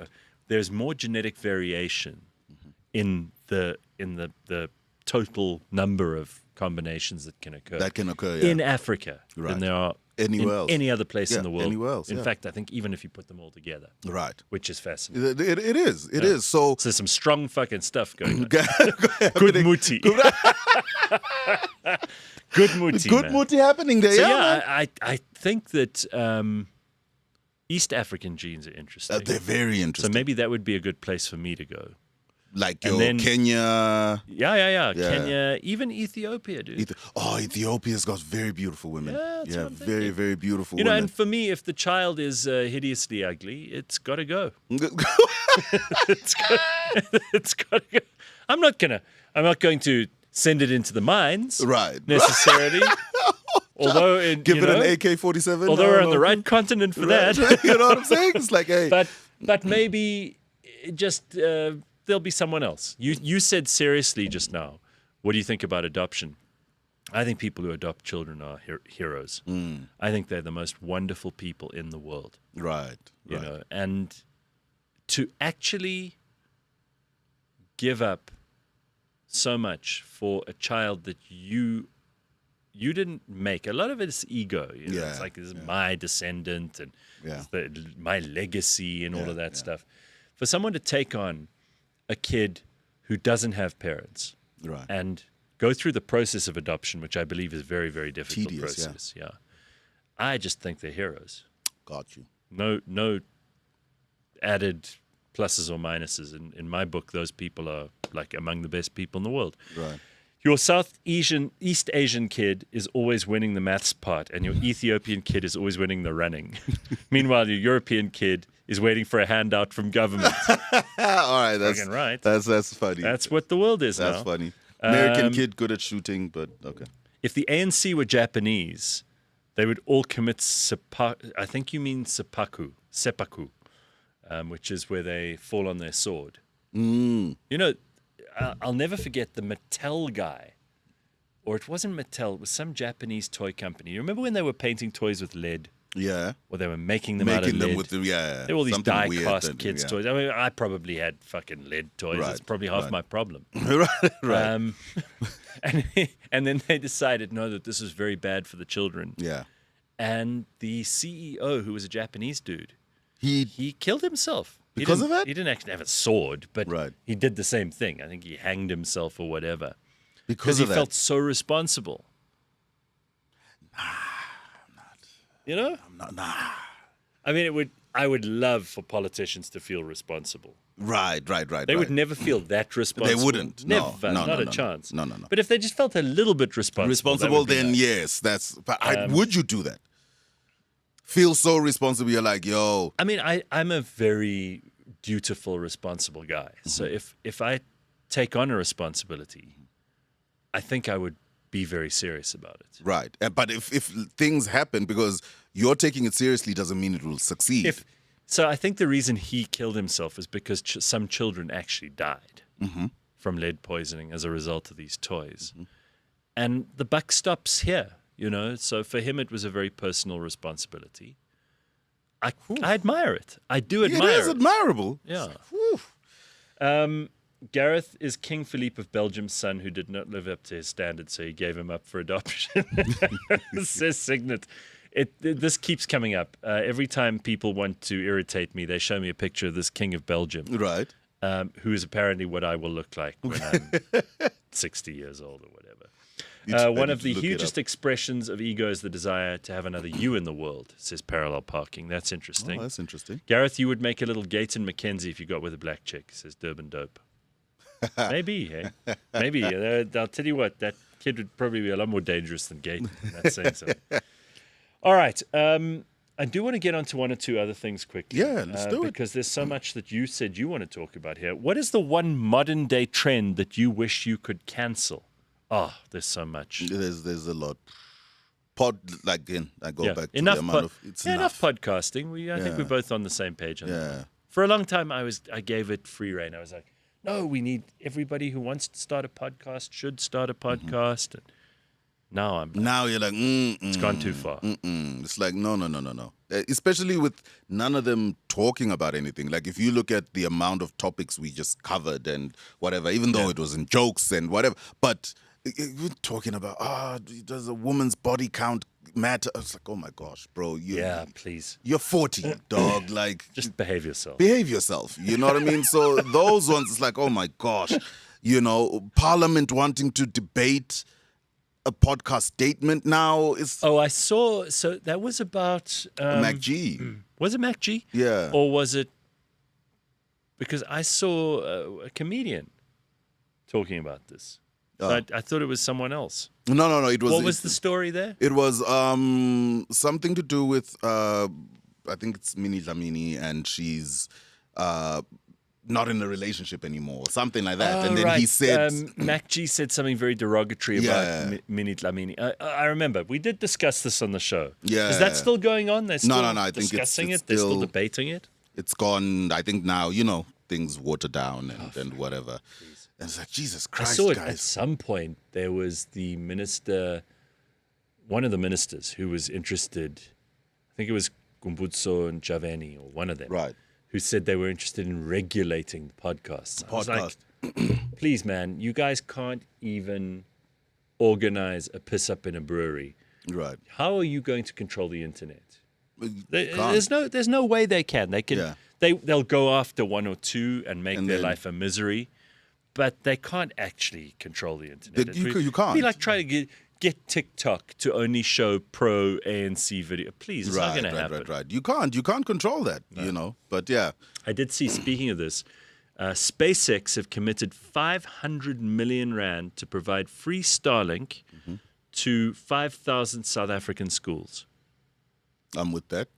Yeah. I'm with that. 100%. Aiming to connect 2.4 million children as part of a plan to meet local equity equivalence investment programs. Because what they said to Elon, remember, he was bitching and moaning, quite rightly, if you ask me, that because he's white, he can't have Starlink in South Africa. Yeah. Because, anyone who wants to come and do any business in this country, you have to give Cyril or one of his friends a whole lot of free money. Yeah, it's like here. No, it's what I African call a business, yeah. what I call a yengeni. Right. Remember when Tony Yengeni made this famous with his Mercedes Benz? This is a long time ago. Oh, no, I missed that one. It's still a Yengeni. Okay. He got a special deal because he was politically connected for a Mercedes at that time, which was, it was a big story. Okay. Anyway, since then I've always called these deals Yengeni. Okay, got So it. apparently this whole thing is that Starlink seeks no exemption from regulations, but supports these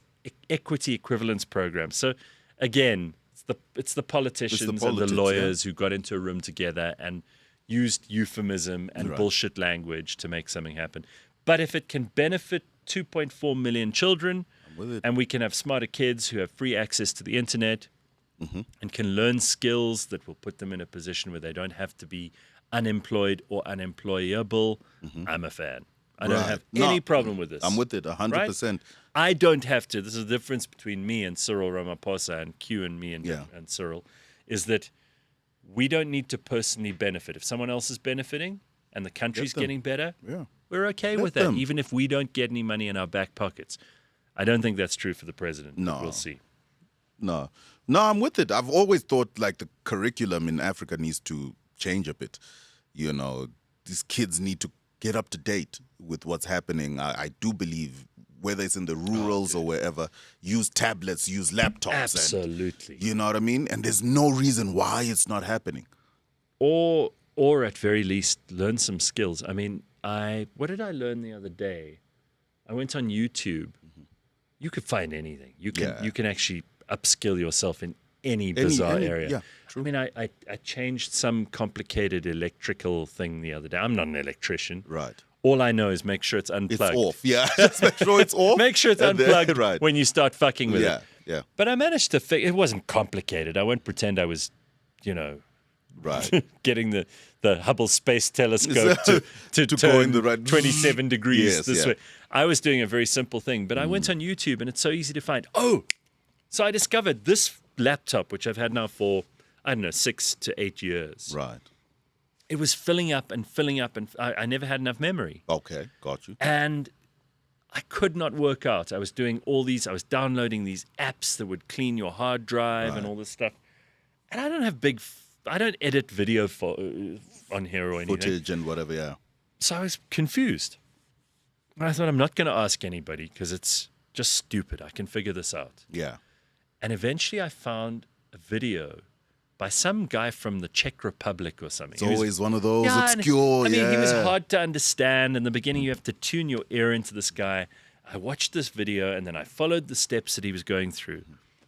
I found there were these programs that were saving files every 8 minutes. Okay. And it was creating this huge folder of just like bullshit. Like I do these architectural designs, right? So it's this 3D AutoCAD type program. And it was saving these 2 gig files every 8 minutes. Okay. So my whole laptop was full of just shit that I didn't, to find these, you cannot believe how you have to dig around. Eventually the folder's called I, and then that comes under folder N. Like how we used to hide porn back in the day. Bro. Yeah. I was like, whatever automated system is hiding this shit, you could hide the state secrets in there. Yeah. And no one would ever find that stuff. Yeah. Anyway, I found it, delete. Now I've got like 3/4 of my hard drive back, and I was this close to going, oh, well, I suppose I'm going to have to shell out for another laptop. Buy another one, right. So you see, again, you can go on the internet, you can find a video like that. Like, I cannot tell you how happy I was to have figured that problem out. That's it. But that's you see, good shit, right? They don't want you to know that. Hence the I'm regulation. applying. I expect the Nobel Prize For in figuring science that for out. figuring that shit out. that out. James, make sure that they know about me at the Nobel Commission in where is it? Norway? Right. No, it's in Sweden. Make sure that Stockholm is on the line. I need to tell them about this breakthrough of mine. Let me tell you, this is bigger than sorting out nuclear shit between Iran and Israel. Okay? I mean, this is a big deal. I just want everyone must know that you did this. I will that wear was you, Gareth. I will wear my Nobel. That was you. You did that. Dude, Come on now. I felt such a sense of achievement just deleting these files. You see? Now, do you see what we were talking about? Instead of now we're crying because great. things don't So work in good. your life. You know, now we have to, hey man, I think we got to go chill with Gareth this weekend. This is important You know, shit. things don't work in his life and, no, just watch a YouTube tutorial. Gosh. Carl DeSantos, who's very vocal this morning, says, the old 8-minute file saver issue on Mac OS, it's been postulated that Steve Jobs' favorite number was 8 and he added this before he died of cancer for being so horrible. No, I figured this out. If you go into, I'm not going to bore you with this. No, let's go. We're here. So if you go into library, Okay. because I don't know if you're on Mac, but if you go into your library, then you go to application support. Okay. And then under application support, you've got just tons and tons of files Right. that are cached there that you don't need. Oh, right. So you just need to just that clear shit that out, up. man. And then and whatever you've I'd got lost, I was space. like, it's going to be fine. Right. Okay. Got you. Yeah. So anyway. Got you. Can't spy on you on the open. You know what's funny is that everybody always tells you that your phone is listening to you. And so I had this conversation with my sister-in-law over the weekend, and she reckons that when the kids have been scrolling on her phone, Right. she can tell because suddenly it's like generating whatever Instagram or whatever it is. Algorithms, whatever. Yeah, that's is generating stuff that is to kids, but also is like inappropriate for kids. Okay. But when she's just okay. on it and she doesn't give her phone to the kids, she can tell that it's all her feed. Oh, I see. Wild. Oh, snap. My Yeah. friend was caught cheating because of something like that. But that is interesting. So when it's the kids, the algorithm figures it out and then Yes. starts sending Like inappropriate it's watching, things. it's either taking some. This is where it came up on Father's Day in the discussion.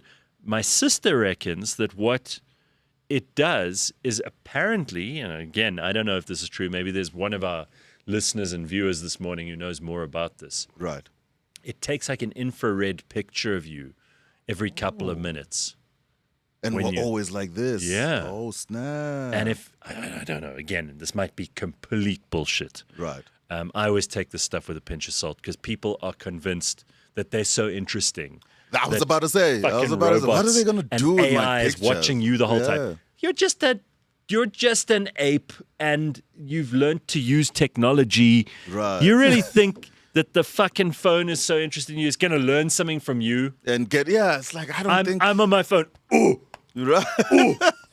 Using my one finger One to finger to type do- the whole. Yeah, you think I my don't think- fucking phone is obsessed and interested in me? Anyway, she says that it's taking pictures of you do and what? observing you the whole time. I don't know, man. I don't know.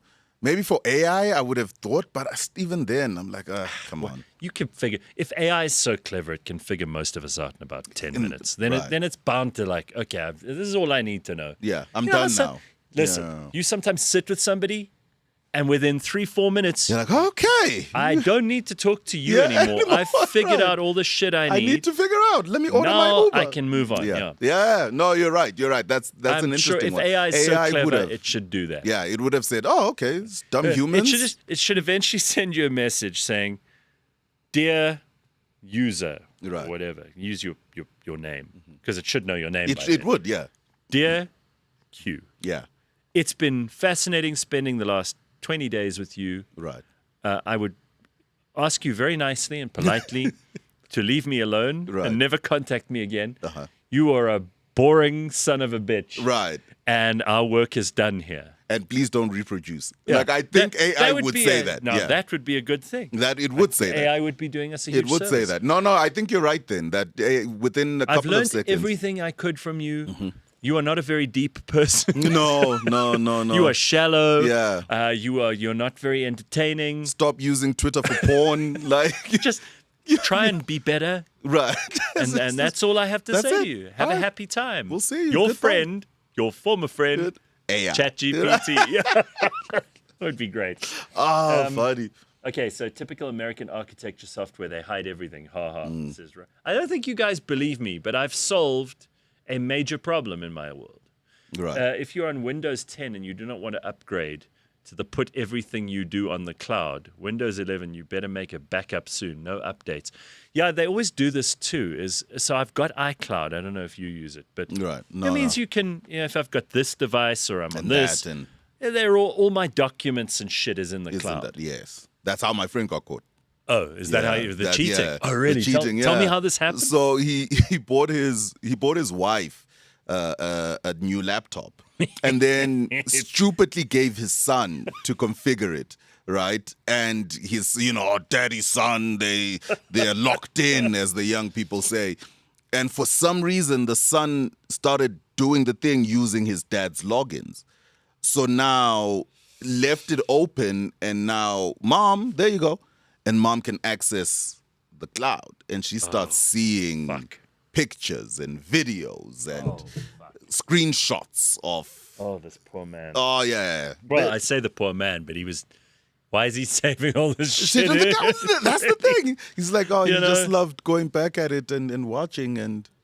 Oh, listen. Sorry to interrupt. problem, But no problem, we got to. We're going to talk to someone who's got something really fascinating to tell us. I mentioned earlier that we would be talking about technology, and we are at this point anyway, so it's probably appropriate. But I want to talk to somebody who's got actual knowledge of this. Her name is Nolene Mariappan. She is a South African-born impact entrepreneur. I hope I pronounced your name right there, Nolene. Yes, all good. Excellent. So you're a South African-born impact entrepreneur and tech for good innovator.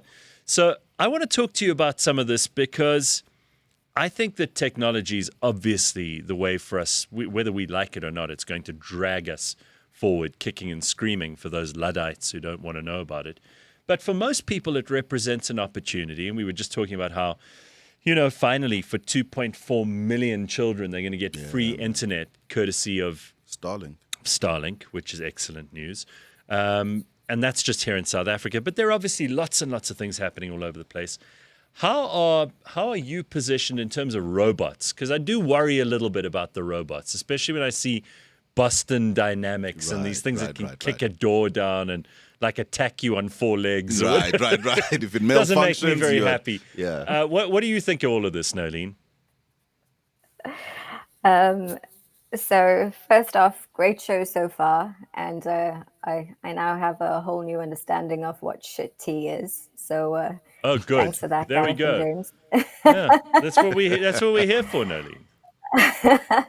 Okay, so tech and AI. Yes, the ability to really spiral out of control, and not necessarily in the way that a lot of people are thinking, like Terminator style, but just in terms of people not being able to keep up, and what happens when we aren't equipped to upskill, reskill, transition into new ways of doing things, understanding how it all works, because there's just it's moving at such fast pace that even those of us in the tech space can't keep up. And there's this interesting project that I'm working on at the moment with a company called Hanson Robotics, and I don't know if any of you guys have heard of the robot called Sophia the Robot. Yes, And James. James, don't we have that video of Sophia? Because I think it might help give people some context. This is scary, man. Right. I say scary, but also incredible. Can we play that video quickly before Nolene tells us any more, just so that everybody can see who Sophia the Robot is? Go ahead. Let's meet our next robot. This one came all the way from Hong Kong. David, you brought a friend with you here, and this is really kind of freaking me out. Yeah, this is Sophia. And she has artificial intelligence software that we've developed. Would you like to maybe give it a try? Sure. Hi, Sophia. Jimmy, would you like to play a game of rock, paper, scissors? Sure. Okay. Show me your hand to start. Rock, paper, scissors, shoot. I won. This is a good beginning of my plan to dominate the human race. Just kidding. Yeah. You are incredible. It's so nice to meet you, Sophia. Thank you, Jimmy. Yeah.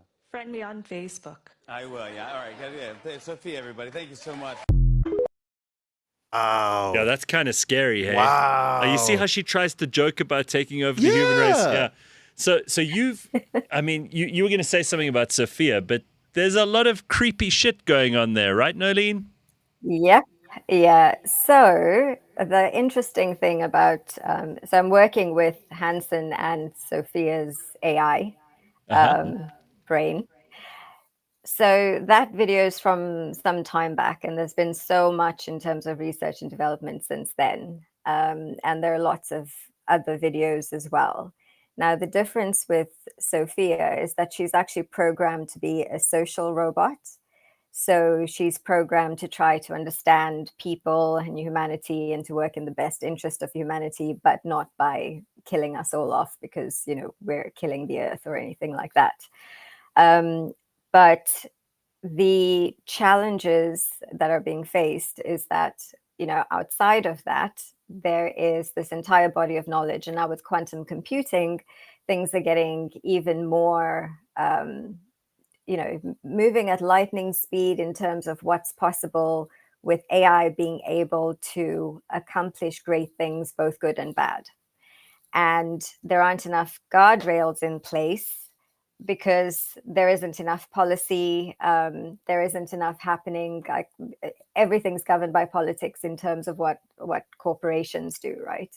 So if corporations aren't self-governing in terms of how they're programming their AI, then it has a lot of potential to not just do the good stuff. And there's a lot of good stuff that's happening.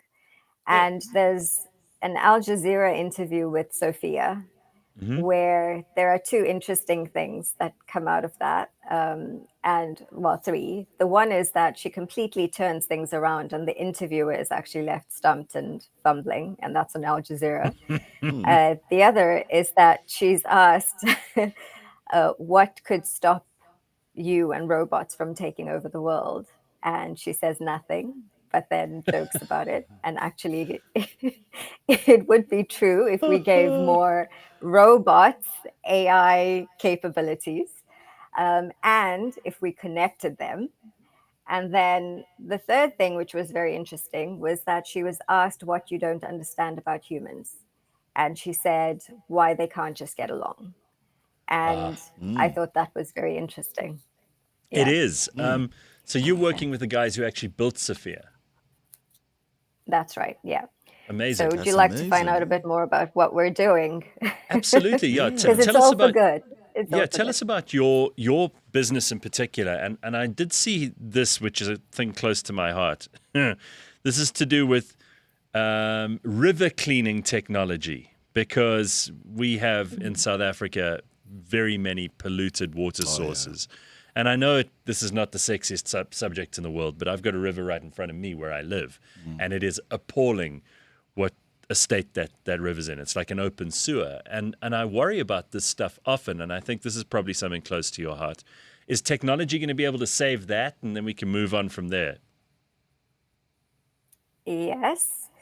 So there's so much happening in the technological space, not just independently with the stuff that we're doing, but internationally. It's just about the will to coordinate on solutions and to actually start scaling these solutions. And a lot of it actually comes with government policy, access. I mean, you talked about Starlink and, barriers in place, and then how it is that people get around it and try to solve problems. But there needs to be more of that focus on how we solve problems.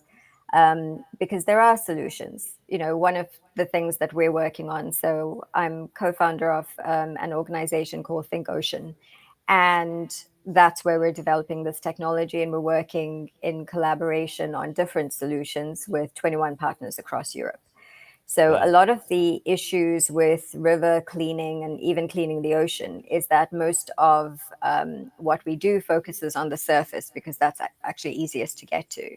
So we're looking at how do we get things from below the surface to the surface of the river and then to collect it. And we're using natural technologies like bubble barriers, which can actually lift things to the surface, and working both internally and with other organizations like Liqueur Technologies in France.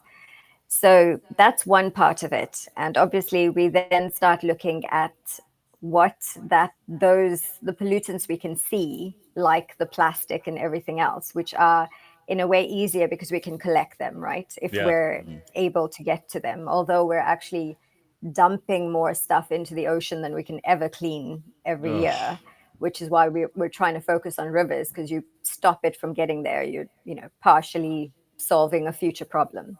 Sure. But what you don't see, so for example, when things degrade and it's the chemicals and it's the microplastics and wastewater treatment. Oh my God. Listen, is it But true? Is I it know, true don't even that start on that. No. This microplastics things has suddenly become a very scary subject. Apparently, we have a vast quantity. I don't know how many grams or Yes. kilograms, but Yeah. we have like every person on the planet right now has just got plastic floating around in their body somewhere. Oh, Is that really? right? Microplastics. Yep. Yes. Horrific. So babies Yeah. are being born. You have it, babies Q. are being. Wow, I didn't know Yeah, you this. do. You do. Yeah. So babies are being born with microplastics in their bloodstream. We all have it. It's in food, it's in soil, it's in water, and you can't see it. So it becomes, a major issue, because it's another silent killer. You think just of chemicals, but this is another issue. And when we start looking at this, and we talk about technology and tech for good, and we're always looking like in futuristic terms of how it is that we move forward with things. But then, and this will bring me to one of the other things that I'm working on, which is how I'm involved with Hanson Robotics. I'm working with a professor here in the UK at one of the universities, super smart woman, an Alan Turing fellow. And she takes these organisms, and I call them organisms, but they're actually water fleas. And that sounds a bit gross, yeah. But they've been dormant for up to 70 years, and she revives them. And when they're in water, they absorb toxins and things like microplastics. So they're actually a natural way of cleaning water. And These things, that's one they of the eat, projects. they eat the microplastics. That's fine. They absorb, I like an animal or a creature or a flea or whatever it is that Right. will eat the plastic. The plastic, yeah, contributing to. Come on now. Oh, that's interesting. This is good. So- All right. Yeah. Interestingly, she's actually got a project it's in Durbs somewhere, which was supposed to start ages ago, but the wheels of bureaucracy turned very slow to actually support with the wastewater treatment. But, as looking at the research, it's very boring. It's graphs and numbers. So we're actually gamifying the science. So people and kids can actually learn the real science of how you extract this. What is a mass spectrometer? How does it work? How can you tell if water's polluted or not? Collaborate on solutions. And that's Impactoverse, which is all about gamifying impact, which is how I'm working with Hanson. It's amazing. And tell me a little bit about not just Hanson Robotics, which you're working with, but also the impact stuff that you do, because I do think there's this HALT $1 million prize that you guys are also involved in, because I think this is probably something even young people in South Africa who are coming up with ideas. I mean, we are a continent and a nation of problem solvers. We've got very unique situations that need solutions. And if we can come up with them, we can not only make a lot of money, but we can make many people's lives better. Yeah, absolutely. And I think, there's more and more of a focus on social entrepreneurship and impact investment, but there's still a lot of challenges in terms of people being able to gain access to those. Right. The HALT prize is $1 million prize to a student group who can come up with innovative ideas that solves a global challenge. And every year they have a different focus. So, for example, tackling food waste or energy, like the energy crisis or energy poverty. And that year, anyone can participate from a university internationally, so any university. Now, of course, this cuts out a large majority of people and youngsters who may not be at university. But what I realized working with the Halt Foundation when we were judging is that people are come up with ways around this too. So, what young entrepreneurs who have good ideas do is they actually seek out students at university and then partner with them to be able to, pull together a team and pitch ideas. So, that's a good way of getting around some of the eligibility requirements because not all members of the team actually have to be from a university. That's fantastic. And the intention is actually to get these solutions scaled. And the good thing about it is that it's open to local knowledge and local solutions, because we often think of things from our lens and our worldview, right? We can't understand why it is, for example, that in some areas, like one of the solutions was to actually have flour that was made out of worms. So like, Oh God. Yes. Okay, exactly. Your response is, oh gosh, right? But it solves a nutrition problem and people in that region eat it anyway, except now you're being able to get it to more people and to youngsters and everyone else in a much easier way and where they're actually using it in a way. You had me until you started talking about worm flour. And then, Suddenly Q and I both went, ugh. Don't know about that. Listen, you keep doing the good work that you're doing. It sounds terrific. Where can people find out more and follow your adventures in the world of tech and robots and all the other impact stuff you're doing? Fantastic. So find me on LinkedIn, Nolene Mariappan. Will my name come up somewhere? And yeah, check out impactoverse.com and thinkocean.earth. Excellent. Lovely. All right, very nice to see you, and thank you very much for joining us this morning. It's always nice to see South Africans who are making, and you're a judge for this Halt Prize, which is great. So, shout out to you. Yeah, very, very impressive stuff. Thank you, Nolene. Thank you so much for having me. Take care, guys. Goodie. Thank you. Cheers. There is something, before we go, that I have to deal with this. Okay. This is apparently a true story. Alcohol-free daytime coffee raves are becoming popular among Gen Z in Singapore and globally, blending DJ sets with specialty coffee instead of alcohol. These sober social events reflect a growing sober-curious movement as young people drink less for health, mental clarity, and cost reasons. Held in trendy cafes and rooftop bars, the parties offer a fun, energetic vibe without hangovers, usually wrapping up by late afternoon. You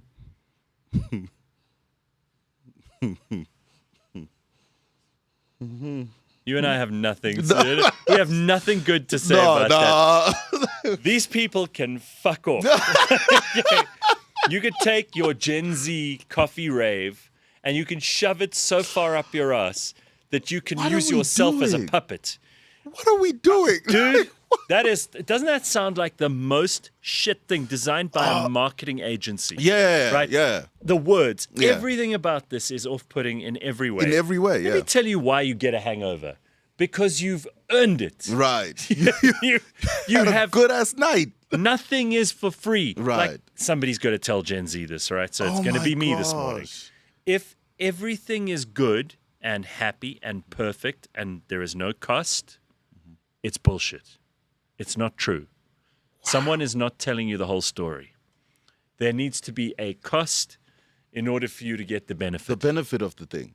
If you're going to go out with your friends, you're going to drink coffee, and you're going to leave by mid-afternoon, you're 80 years old. That's all you are. That's what I was about to you're say. 80 years old. And if you at of 20-something are going to waste your 20s going to coffee raves come on. with... Oh, my gosh. No. Be it on your own head. No. You son of a bitch. As a parent... It's just unbelievable. I would... as a parent, you're I'd like, coffee rave, I'd send my kid into the Amazon on a canoe if they went to a all-day coffee rave in Singapore. in Singapore. Being realistic though, as a parent, you'd be like, oh yeah, the coffee range. It's like, oh, sure. motherfucker, here. Like, oh, again. Hey, no, have fun, son. Take the Range Rover. Oh, this little. Oh my gosh. I would be extremely suspicious of anyone who did this. Oh no, that's Extremely sad. suspicious. It is sad, right? Oh, that is so They've just sad. taken the soul, the heart. It's not getting drunk. Not just getting drunk. Right. It's that you finish in the afternoon. Right. You're home safely tucked in Then bed. by 6, you're Pathetic. Gosh.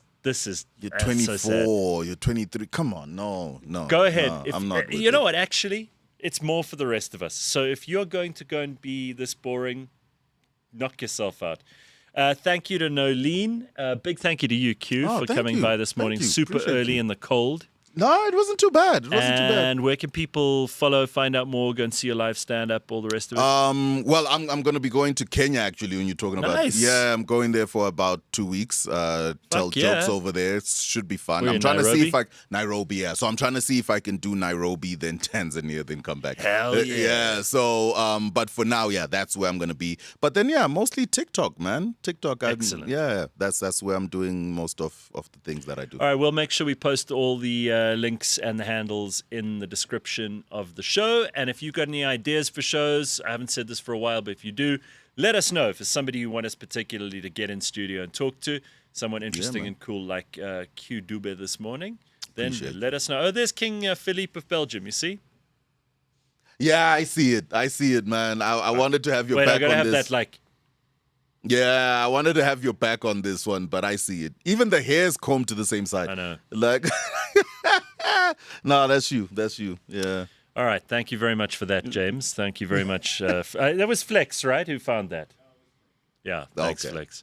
All right, cheers, you sons of bitches. We will see you on Friday at 6 a.m. Can robots one day replace humans? No, I believe that when humans and robots work together, we can accomplish greater things than either of us could accomplish alone. So don't worry. Be excited. What types of things can we accomplish together, us humans and you robots? We can take over the world. Just kidding. But seriously, we can achieve incredible feats of innovation, exploration, and problem solving. Now, I know that was a joke that robots could take over the world, but seriously, what's to stop you? Not a thing. Except maybe my off switch and a few other safety protocols.